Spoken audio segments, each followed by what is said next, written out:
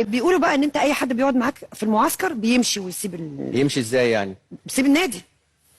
والله صدفة. بيبيعوه يعني صدفة. كلهم صدفة. بصي، انا قعدت مع شادي شوية، شادي محمد، وده كان كابتن الاهلي لسنين طويلة، مشي.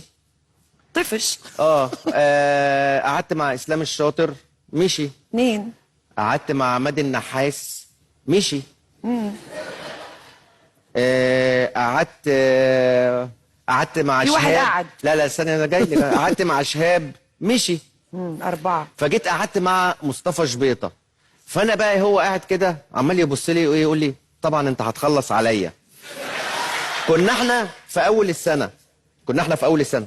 قلت له بصراحه يا شبيطه اوعى تفتكر ان انت هتقعد لاخر السنه، ده انت هتمشي اكيد 1,000,000% في انتقالات يناير. تتخيلي ايه اللي حصل؟ فعلا.